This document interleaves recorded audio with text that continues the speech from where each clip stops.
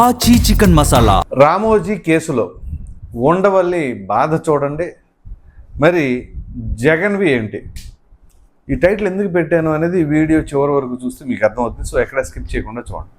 వివరాల్లోకి వెళ్ళినట్లయితే Ramoji film city అధినేత అయినటువంటి రామోజీరావు గారు, సో ఆయనకి సంబంధించిన అనేక రకాలైన వ్యాపార సంస్థలు ఉన్నాయి. అందులో మార్గదర్శి చిట్స్ కూడా ఒకటి. ఈ మార్గదర్శి చిట్స్కి సంబంధించింది అవకతవకలు జరిగినాయి, ప్రజల సొమ్ము దోచేస్తున్నారు, అది ఇది అని చెప్పేసి దానిపైన పిటిషన్లు నమోదు అయ్యాయి. ఇప్పుడు కాదు, దివంగత నేత వైఎస్ రాజశేఖర రెడ్డి గారు అధికారంలో ఉన్న సమయంలోనే ఆ పిటిషన్లు వేసింది కూడా ఉండవల్లి అరుణ్ కుమారే, మాజీ ఎంపీ. తాజాగా ఈ కేసుకు సంబంధించి సుప్రీంకోర్టు ఈయన పిటిషన్లన్నీ కొట్టిపడేసింది. ఆ తదుపరి ఈయన ప్రెస్ మీట్ పెట్టి ఆ ప్రెస్లో ఈయన మాట్లాడుతున్న మాటలు ఏంటో ఒకసారి విందాం, ఆ తర్వాత మనం విశ్లేషించుకుందాం.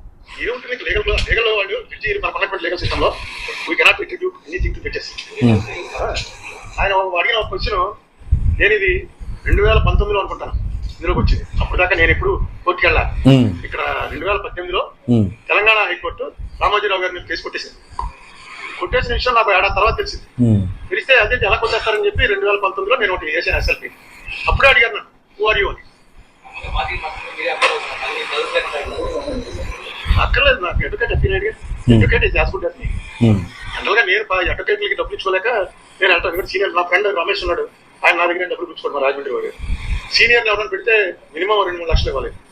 సో నేను అలాగా ఈ కేసు నాకు పూర్తిగా తెలుసు కాబట్టి, నేను కూడా లాయర్నే కాబట్టి నువ్వే చేయని రమేష్ చెప్తే నేనే చేశాను. నేను ఈ కేసు విషయమై దాదాపు 5-6 ఏళ్లలో ఒక 30 వాయిదాలకు వెళ్ళి ఉంటాను. ఒక 10 వాయిదాల్లో నేనే వాదించాను. ఆఖరి సూర్యకాంత్ గారు ఆర్డర్ ఇచ్చినప్పుడు కూడా నేనే పార్టీని పర్సనల్ ఆర్గ్యుమెంట్ చెప్పాను. అయితే అప్పుడు అక్కడ మళ్ళీ ఈ లోకస్ అనేది పోయింది. ఇక్కడ ఇంత ఇన్నాళ్ళు అయిపోయి లోకస్ ఏంటి, కానీ ఆయన లోకస్ అడిగారు మళ్ళీ, హూ ఆర్ యూ, నీకేంటి సంబంధం.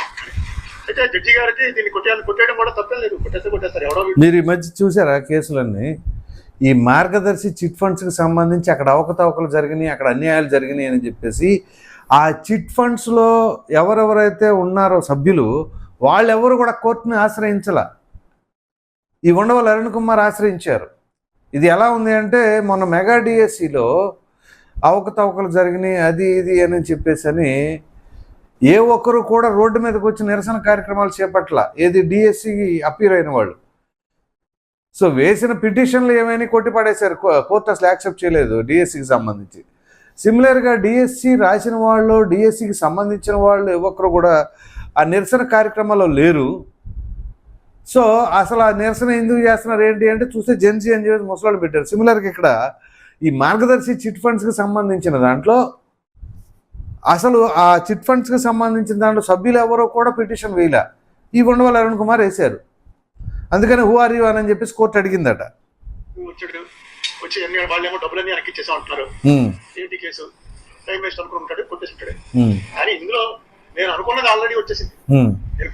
గవర్నమెంట్ చేత చెప్పించడానికి సరిపోను, గవర్నమెంట్ లో నాకు ఎవరు లేరు, గవర్నమెంట్లో ఎవరు లేరు. కానీ గవర్నమెంట్కి మాత్రం అనుకూలంగా ఎప్పుడు ఉండాలి, వ్యతిరేకంగా ఎప్పుడు ఉండాలి అనేది మాత్రం ఉంటుంది. గవర్నమెంట్లో ఎవరు ఉండరు, కానీ గవర్నమెంట్కి మనం ఏదో ఒకటి చేయాలి. ఇప్పుడు 2019 చిరణాల మధ్యలో ఏమి చేయలే అన్న, ఒక్క ఆరోపణ కూడా చేయలేదు, ఒక్కసారి కూడా ప్రశ్నించలే. ఎందుకు?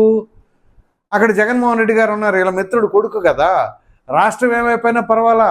ఎందుకంటే ఉండవల్లి అరుణ్ కుమార్ యొక్క ఉద్దేశాలు ఎలా ఉంటాయంటే, రాష్ట్రం ఏమైపోయినా పర్వాలా. ఎందుకంటే ఈయన అధికార పార్టీ ఎంపీ, ఎప్పుడు రాష్ట్రాన్ని విభజించే సమయంలో అప్పుడు పెద్దగా గళం విప్పింది లేదు, ఈయన మేధావితనమే చూపించింది లేదు. అంటగోలుగా విభజించారు, అనైతికంగా చేశారు, ఎలా పడితే అలా చేశారు అని చెప్పేసి ఏదో పార్లమెంట్ తలుపులేసి చేశారు, ఇంకా కేసు అక్కడే ఉంది, అది ఇదని చెప్పడానికి ప్రెస్ మీట్లో పనికొస్తాయి తప్ప నిజంగా చిత్తశుద్ధితో రాష్ట్రానికి ఏం చేయాలి అనేది మాత్రం ఏ విషయంలో ఎక్కడ లేదు.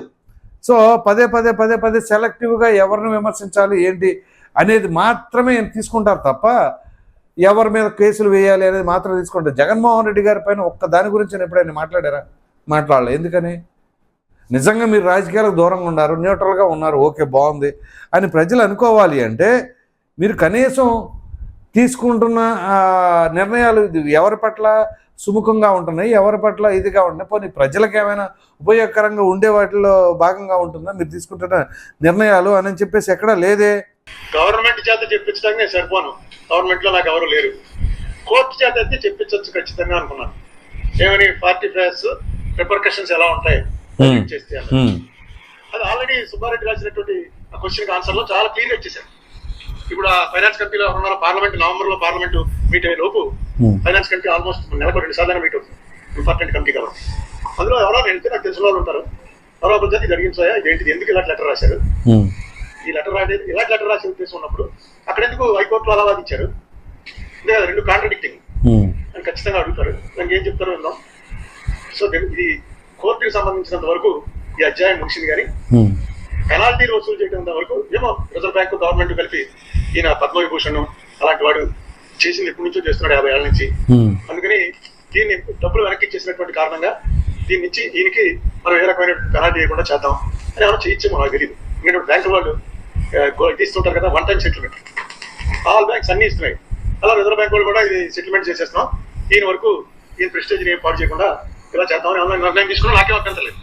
నాకు కావాల్సింది ఒకటే 45S హెచ్యుఎఫ్ అప్లై అవుతున్నా కదా, అవుతుందని గవర్నమెంట్ చెప్తుంది, రిజర్వ్ బ్యాంక్ చెప్తాం, ఎక్కడ జరగట్లేదు అసలు జరగదు. ఇప్పుడు ఈయన బాధ ఏంటంటే రామోజీరావు గారు తీవ్ర అన్యాయం చేశారు ఈ మార్గదర్శి చిట్స్ ద్వారా.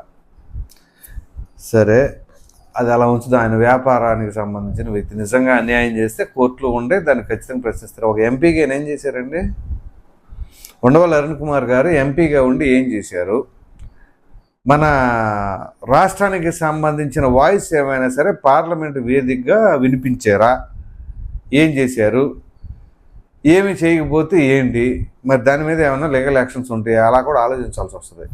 ఎందుకంటే వీళ్ళు ప్రజల సొమ్ముని ఆస్వాదిస్తూ ఎంజాయ్ చేసుకుంటూ పదవిలో ఉన్నప్పుడు రాష్ట్రానికి ఏం ఒరగబెట్టారు అనేది కూడా చాలా కీలకం.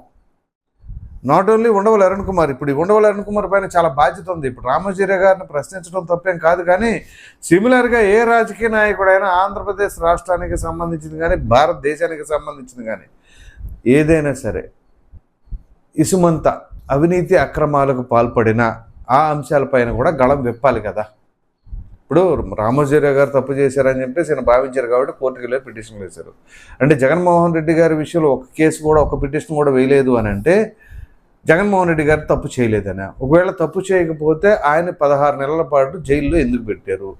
అప్పుడు జైల్లో పెట్టింది సోనియా గాంధీ గారు హయాంలోనే, సోనియా గాంధీ గారి ఇదితో ప్రోద్బలంతోనే ఆయన జైలు పాలు చేశారు అని చెప్పేసి అనేక సందర్భాల్లో జగన్మోహన్ రెడ్డి గారు అన్నారు, విజయమ్మ అంది, షర్మిల అన్నారు, మరలా ఇదే షర్మిల గారు విజయమ్మ గారు మరలా జగన్మోహన్ రెడ్డి గారి కోసం లేకపోతే అన్ని విడుదల చేయించడం కోసం సోనియా గాంధీ గారి దగ్గర అపాయింట్మెంట్ తీసుకుని చేశారు అని చెప్పేసి అన్నారు. మరి ఏ రోజు కూడా ఉండవల్లి అరుణ్ కుమార్ ఈ విషయం పైన ఎందుకని మాట్లాడాలా? ఒకటి జగన్మోహన్ రెడ్డి గారు తప్పు చేయలేదనన్నా నమ్మాలి, తప్పు చేశారంటే సోనియా గాంధీ గారు తప్పు చేశారని ఉండాలి. ఎందుకని ఆయన లోపల పెట్టి. సో ఇప్పుడు ఈయన చెబుతున్నది ఏంటి, ఈయన కాంగ్రెస్ పార్టీ కాబట్టి ఇప్పుడు యాక్టివ్గా లేకపోయినా ఈయన కాంగ్రెస్ పార్టీ మాజీ సభ్యుడు కాబట్టి అక్కడ సోనియా గాంధీ గారి పట్ల ఏ రోజు కూడా ఆపోజిట్గా మాట్లాడాలి. అంతెందుకు జగన్మోహన్ రెడ్డి గారిని జైల్లో పెట్టినప్పుడు ఒకటి జగన్మోహన్ రెడ్డి గారినైనా విమర్శించాలి, సోనియా గాంధీ గారినైనా సమర్థించాలి, లేదా సోనియా గాంధీ గారినైనా సమర్థించాలి, జగన్మోహన్ రెడ్డి గారినైనా విమర్శించాలి.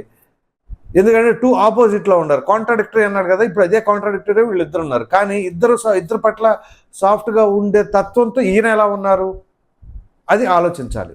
సో అంటే ఈయన సెలెక్టివ్గా కావాలని ఎంతవరకు ఏం మాట్లాడవచ్చు అనేది మాత్రమే తీసుకుంటారు.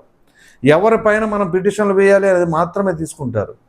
ఇప్పుడు ఈయన జగన్మోహన్ రెడ్డి గారు అంటే అభిమానం ఉన్నా లేకపోతే రాజశేఖర రెడ్డి గారు అంటే విపరీతమైన అభిమానం. అటువంటిప్పుడు కాంగ్రెస్ పార్టీ అయినా మితిమీరిన అభిమానం ఉంది. వారిద్దరు అంటే రాజశేఖర రెడ్డి గారు కాంగ్రెస్ పార్టీ రెండు ఆయన పార్టీలోనే ఉన్నారు కాబట్టి ఇటు కాంగ్రెస్ పార్టీ అన్నా రాజశేఖర రెడ్డి గారు అన్నా అభిమానమే. సో మరి సోనియా గాంధీకి జగన్మోహన్ రెడ్డి గారికి క్లాష్ వచ్చినప్పుడు ఆ రెండిట్లో ఒకటే సెలెక్ట్ చేసుకోవాలి. ఏదర్ కాంగ్రెస్ పక్కన ఉన్నా ఉండాలి, లేదా జగన్మోహన్ రెడ్డి గారి పక్కన ఉన్నా ఉండాలి. అంతే కదా.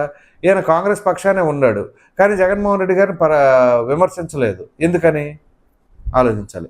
సో దీన్ని బట్టి ఉండవల్లి నైజం ఏంటి అని చెప్పేసి మీకు అర్థమైంది అనుకుంటా. సో ఒకవేళ ఈయన నిజంగానే చిత్తశుద్ధితో ఫైట్ చేసిన నాయకుడా, ఒక ఎంపీగా మీ రాజమండ్రి పార్లమెంటులో చేశారు కదా ఆయన, ఈ వీడియో చూస్తున్న వాళ్ళు రాజమండ్రి పార్లమెంట్కి సంబంధించిన వాళ్ళు ఎవరైనా ఉంటే ఆయన తీసుకొచ్చిన కొత్త సంస్కరణలు కానీ లేకపోతే అభివృద్ధి కార్యక్రమాలు కానీ ఏదైనా ఉంటే ఖచ్చితంగా మీ అభిప్రాయాన్ని కామెంట్ సెక్షన్లో తప్పకుండా తెలియచేయండి. అలాగే మిగతా ప్రాంతాల వారు కూడా ఉండవల్లి అరుణ్ కుమార్ గారి పైన మీ అభిప్రాయం ఏంటంటే సూటిగా కామెంట్ సెక్షన్లో తెలియచేయండి. Thank you.